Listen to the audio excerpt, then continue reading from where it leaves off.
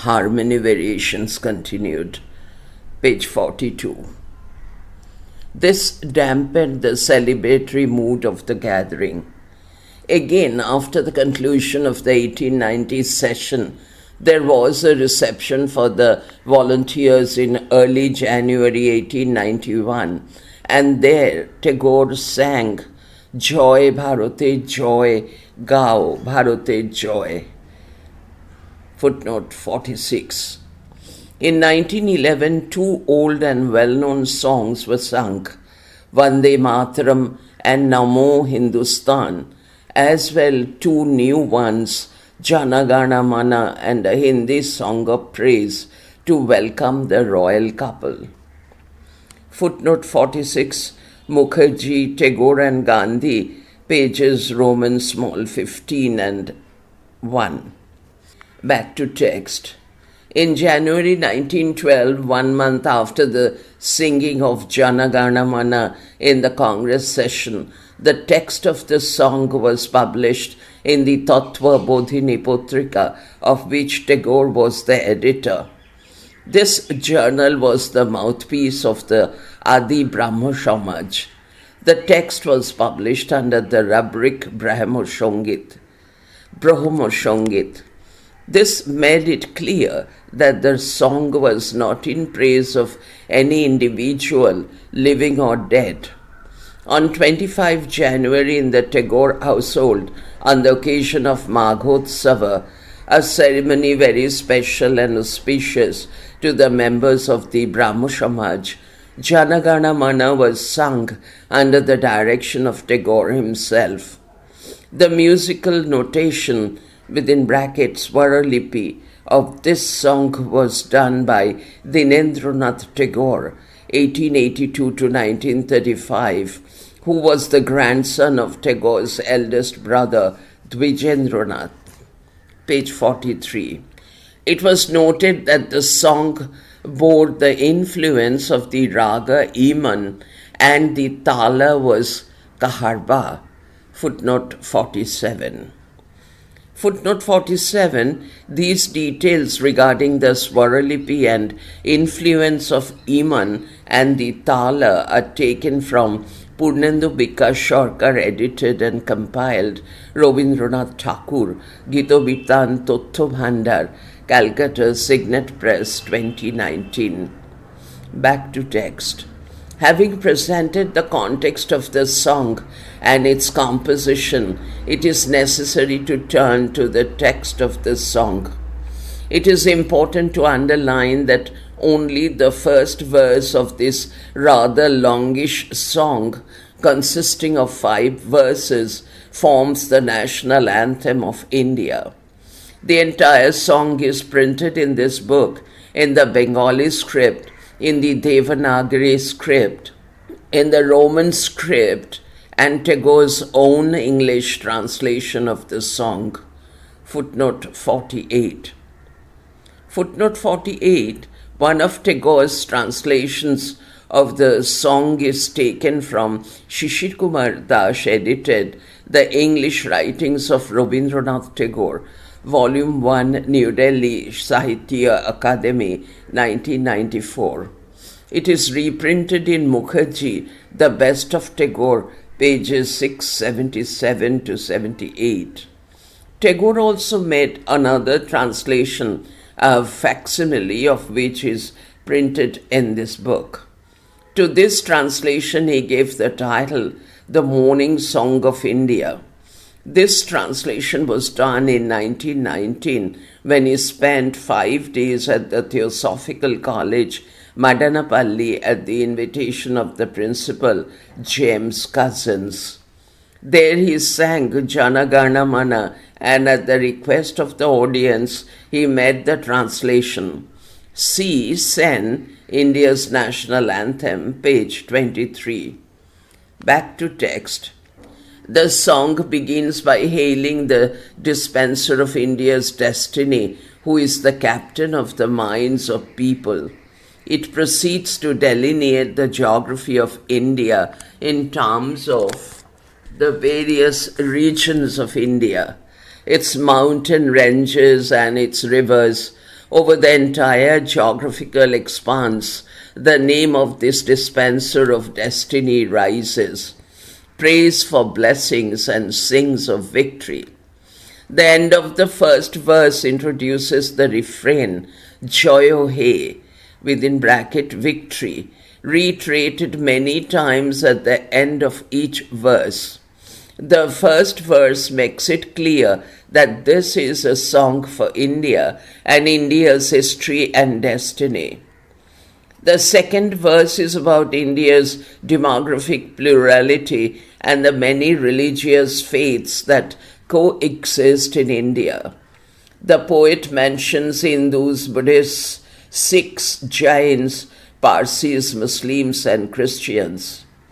Every day this message of tolerance is heard, and the people of many faiths from the east and the west gather around the throne of the dispenser of India's destiny and string a garland of love.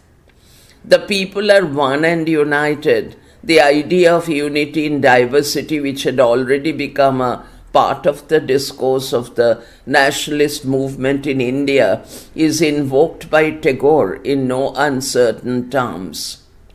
The third verse is about history. It's a hazardous path traversed by people over epochs, marking their rise and fall. The dispenser of destiny is now described as an everlasting charioteer, the wheels of whose chariot guide human beings through the trials of revolution, and the sounds of whose conch shell resound with hope amidst crisis and despair. Page 45. The charioteer is the one who has shown the path. Tagore was obviously referring to the many changes that India's history had witnessed, but also suggesting that through all the tribulations of change, there has been a beacon of continuity. Continuing on the register of history and change within continuity, the words continue to speak of the periods of impenetrable darkness of night when the country seemed to have lost its consciousness, but the dispenser of destiny was ever awake and unflinchingly steadfast. Thus, the tender mother, the poet affirms, acted as the savior during times of terror and fear. The dispenser of destiny is the savior of the people from sorrow and suffering. History has been a long night of darkness, but the night has ended as the sun rises in the eastern hills. There is a promise of a new life in the wind and the music of the birds. Nurtured by the mother's compassion, sleeping India awakes with its head at her feet. There is a significant alteration in the refrain. All the previous verses had dispenser of India's destiny, within bracket Bharata Bhagya Vidhata, bracket closed, but in the final verse, the phrase, the dispenser of India's destiny, is preceded by Rajeshwar, King of Kings. Even from this bold summary of a very evocative song, some points emerge that need to be highlighted. Page 46. The most obvious is Tagore's firm belief, almost an article of faith, that there is some entity, dispenser of India's destiny, Bharata Bhagya Vidhata, eternal charioteer. He uses different epithets, that is in command of India's destiny. It is with this entity's auspicious blessings that India and Indians navigate the quote, many cunning passages, contrived corridors, unquote, that history has, bracket opens, to use T.S. Eliot's phrase in Gerontion, Geronting capital, bracket closed, stop. This belief was an integral part of Tagore's piety.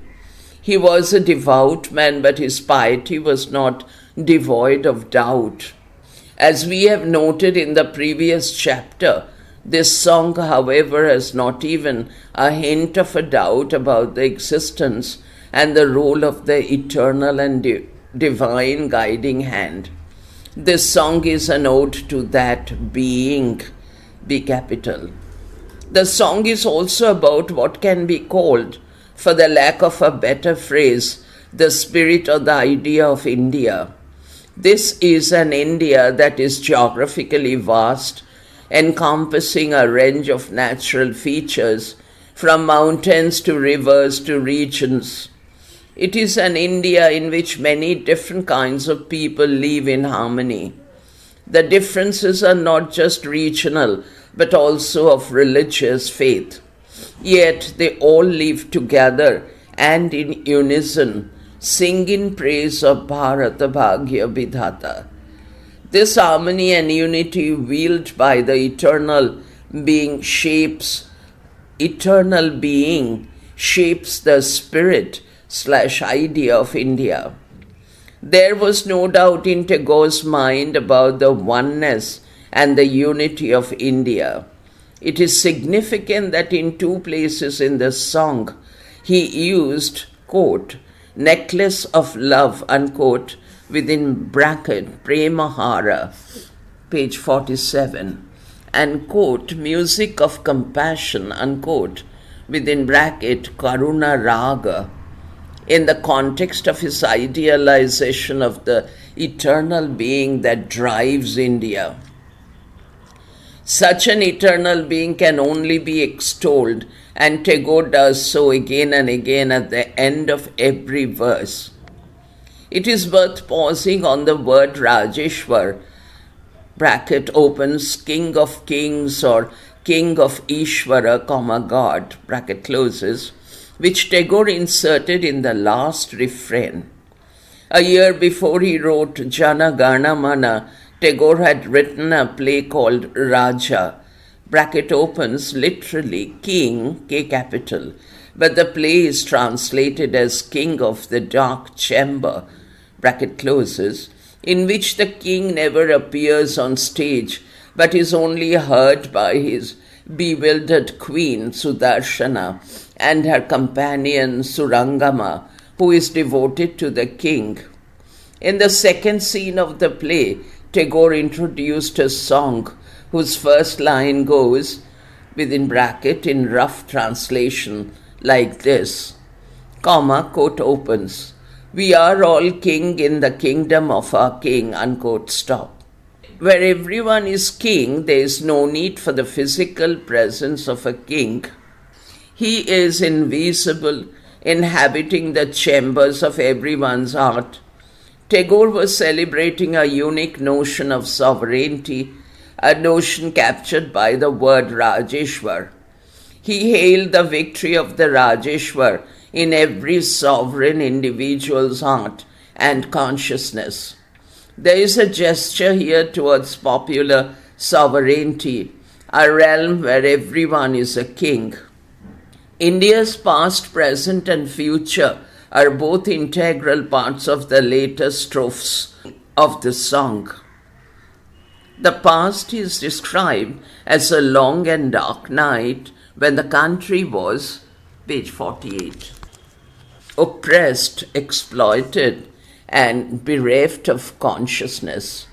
The question that inevitably arises is, did Tagore consider the entire past of India to be dark and without the light of consciousness?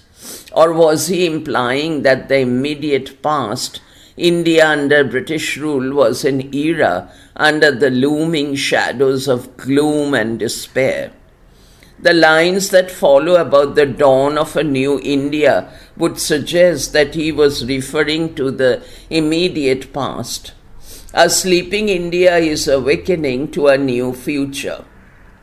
The identity of the divine dispenser, Bhagya Vidhata, is ungendered, though it could be argued with some justification that the use of the word Adhinayaka, within bracket captain, can be taken as indicative of a male presence, but any uncertainty in the readers/listeners' minds is dispelled in the penultimate stanza, where this being is described as the tender and compassionate mother.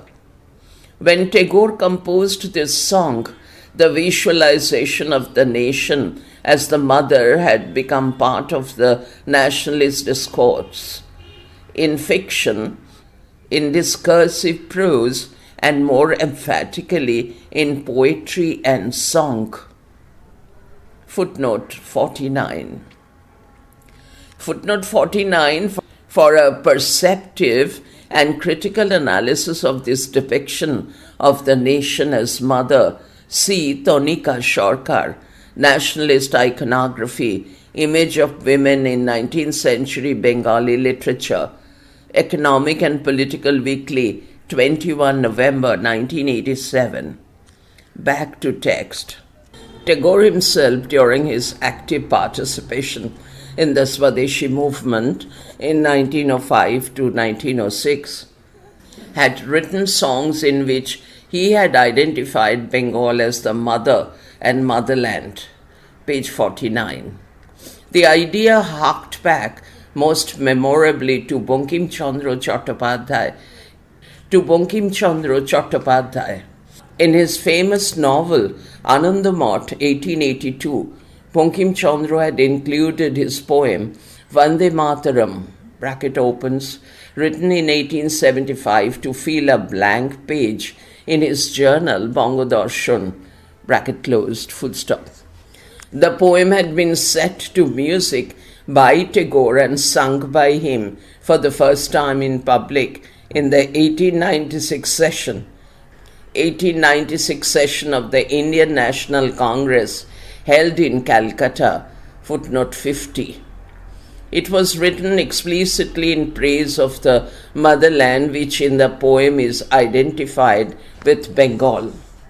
One of the early identifications of Bharatvarsha as mother, at least in Bengali, occurs in a song by another famous literary figure, Dwijendralal Roy, 1863 to 1913, a contemporary of Tagore. Footnote 51. The nation was also visually represented as mother, for example, in Abanindranath Tagore's painting Bharat Mata, footnote 52. Footnote 50, these details are taken from Sugata Bose, The Nation as Mother, in his The Nation as Mother, page 3. Footnote 51, Ibid, page 4. The lines are Jedin Shunil Jolodhi Hoite Uthile Jononi Bharat Borsho Shedin Bishe Sheki Kolorab Shekima Bhakti Shekima Harsho. Bracket opens. The day you arouse from the blue ocean, Mother Bharatvarsha, the world erupted in such joyful clamor, such devotion, Mother, and so much laughter. Mother, bracket closed. The translation is by Sugata Bose. Footnote 52.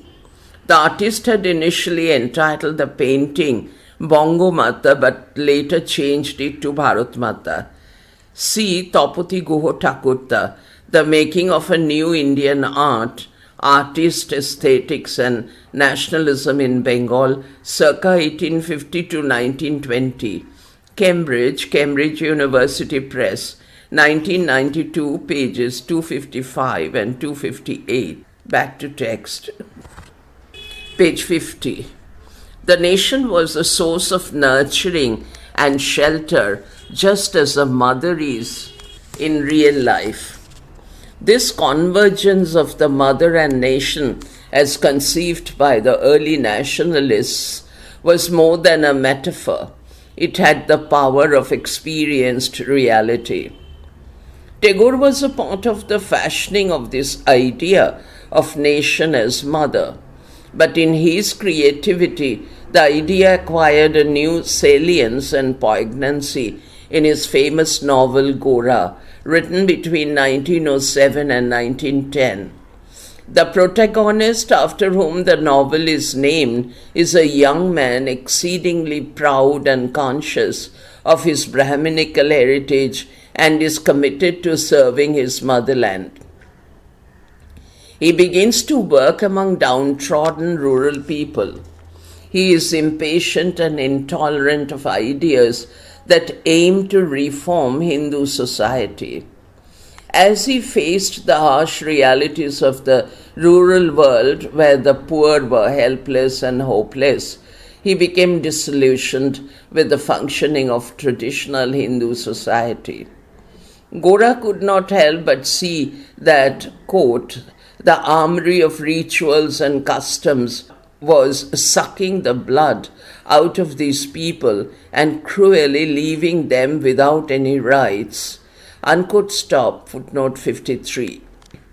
Footnote 53, Tagore describes Gora's disillusionment and reflections in chapter 67 of the novel in volume 6 of Robindra Rachanaboli, published in 15 volumes by the government of West Bengal. The translation is mine.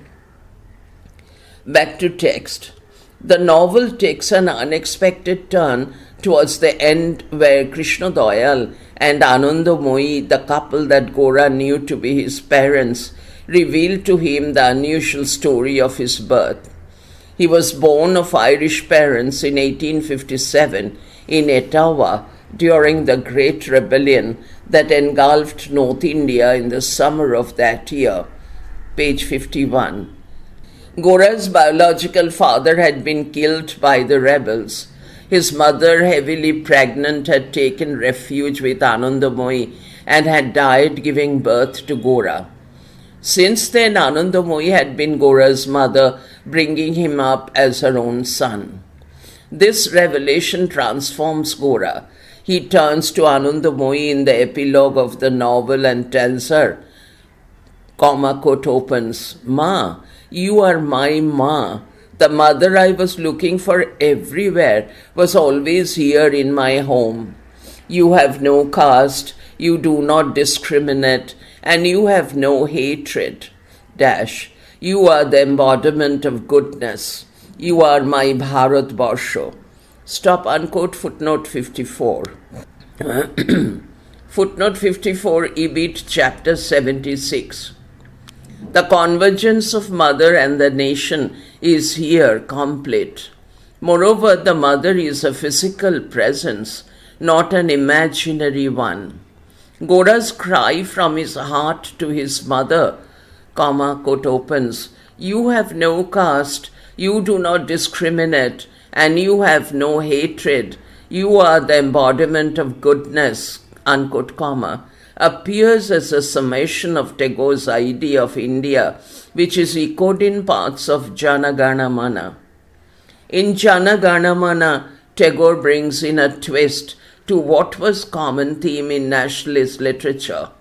In the song, the mother is not the nation/country. She is the divine dispenser of India's destiny. Page 52. That eternal being who is the driver/charioteer of India's past, present and future. Divinity now has a gender. This is not just a dramatic turn in the then prevalent discourse of Indian nationalism, but also in Tagore's own idea of piety. Tutored by his father Debendranath, active in the Brahmo Samaj and immersed in his own reading and understanding of the Upanishads, Tagore's devotions had been focused on Nirakara Ishvara, within bracket, attributeless divinity.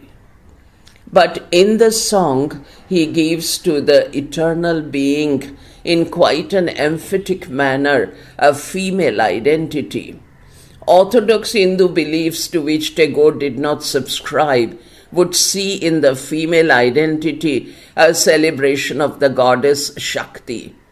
This is an apparent contradiction here that Tagore did not resolve.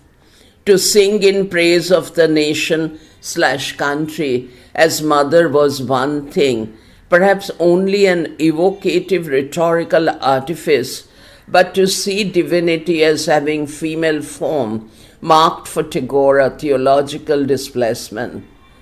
Some of the themes and motifs that occur in Jana Gana Mana were derived from earlier musical compositions. For example, the reiteration of Joyo He within bracket victory as a refrain echoes a song Tagore had sung on 10 January 1891 at a reception for the volunteers who had worked to organize in Calcutta the 6th session of the Indian National Congress in late December 1890. This song, which had been written by one of Tagore's elder brothers, Satyendranath, had the lines Joy Bharote Joy, Gao Bharote Joy. Page 53, bracket opens, victory to Bharat, victory, sing victory to Bharat, bracket closes, stop, footnote 55.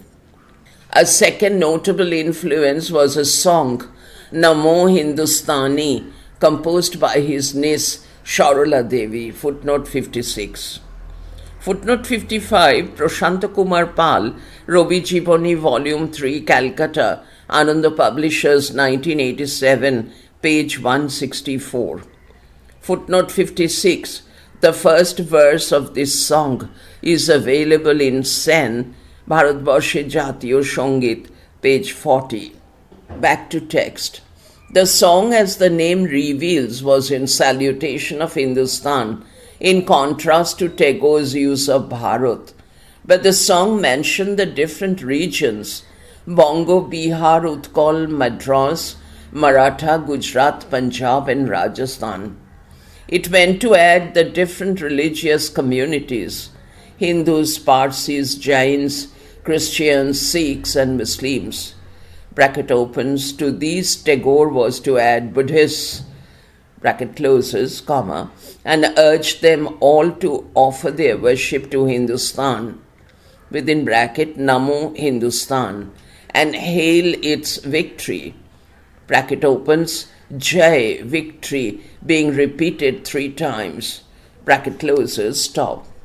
These influences on Jana Gana Mana are too obvious to be labored.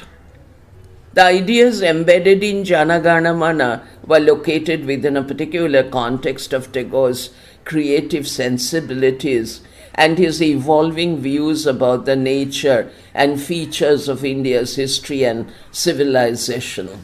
He had seen the harsh and stark realities of Bengal's rural world, what in Gora he called, quote opens, this vast, withdrawn rural world, dash, how isolated, how constricted, how enfeebled, page 54, bracket, where, bracket closed, the burden of inert ignorance and suffering, vast and terrifying, weighs upon the shoulders of all of us, learned and unlearned, rich and poor. Stop, unquote, footnote 57.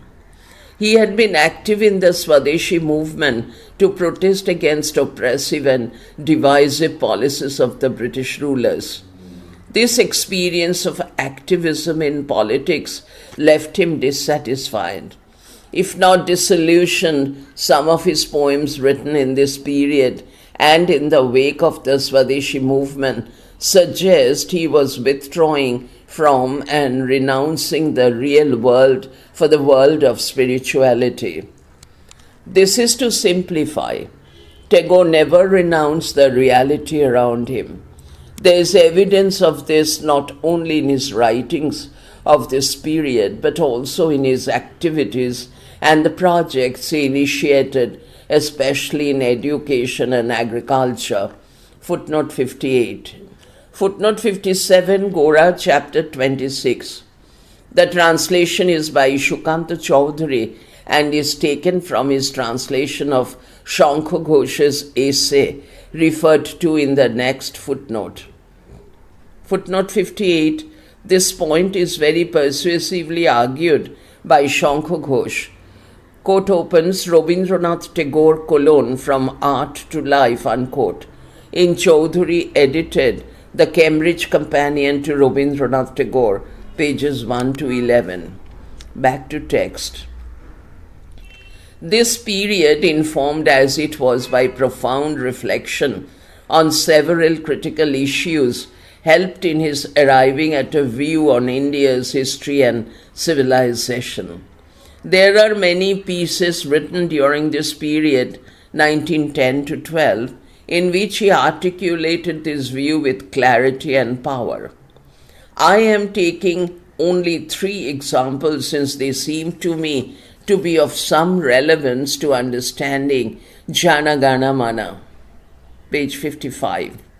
One comes almost predictably from Gora.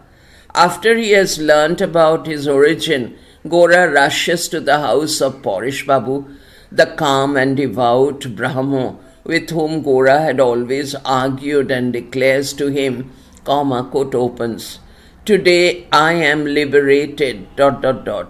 Today I am an Indian. Today within me there is no conflict with anyone, Hindus, Muslims, Christians. Every caste in India is my caste. Everyone's food is my food, ... Imbibe in me the mantra of that God who belongs to everybody, Hindus, Muslims, Christians, Brahmo, to all, ... who is not the God of only the Hindus, but is the God of Bharat Barsha. Stop, unquote, footnote 59. Footnote 59, Gora, chapter 76. The translation is mine. Tagore expressed the same idea in poetic terms in Bharat Tirtha, Pilgrimage of India, written in 1910, which he included in Gitanjali. The poem deserves to be quoted in full, ... quote opens. O my soul, on this sacred soil, awaken tranquilly. Here upon India's ocean shore of great humanity, in worship of the human God, my 2 hands here I raise, in measures free with ecstasy, I sing his song of praise. Page 56. These solemn meditating peaks, these rivers, rows of prayer beds, clasped by the plains, the sacred earth, here you may ever see, on India's ocean shore of great humanity. Stanza. No one knows at whose great call streams of humanity in a mighty tide flowed, who knows whence, to mingle in that sea. Aryan and non-Aryan came, Chinese, Dravidian, Scythian, Hun, Mughal, Pathan, in body blent as one. And now the West unfolds its doors, the world bears bounty from its store. Give and receive, merge and be merged, none will exclude be. None will excluded be. Stanza. From India's ocean shore of great humanity. I think there's a space gap. It should be joined with the previous line. Stanza. On battle's tide with clamour wild, all those who came in throngs, through desert and through mountain pass, singing their victory songs. Page 57. Within me they all dwell today, not one is alien. Along my blood their music plays in varied unison. Play on, O Veena, fierce. Those who stand far off still averse will break their bonds, they too will gather round in amity. On India's ocean shore of great humanity. Stanza. Here once arose without a pause the mighty sound of Om, The heartstrings resonated with the anthem of the One. The many being sacrificed to the One's holy fire, division lost, one great soul rose by contemplation's power. Today that sacrificial hall of worship and essay of soul is open, all must mingle there, bound in humility. On India's ocean shore of great humanity, that holy fire blazes still with sorrow's blood-red flames. It must be borne burning at heart, so destiny ordains. My soul, obey this suffering, hear the call of the One, O capital. Conquer all shame, conquer all fear, banish opprobrium. Once past the intolerable pain, what vast life will be born again? The night's at end, the mother wakes in her nest's immensity, on India's ocean shore of great humanity. Stanza. Aryan and non-Aryan come, I repeat. Aryan and non-Aryan come, Hindu and Mussalman. Come, O Christian, and today, come, O you Englishman. Come, Brahman, with a heart made pure, hold hands with one and all. Come, you outcast, let your load of insult from you fall. To the mother's coronation haste, the sacred pitcher yet awaits its holy water by the touch of all lent sanctity on India's ocean shore of great humanity. Stop unquote, footnote 60, page 59. Footnote 60, this translation is by Shukanta Chaudhuri and is taken from Chaudhuri edited Rabindranath Tagore. This translation is also available in Rudrangshu Mukharjee, The Best of Tagore. Back to text. Text continued in next file.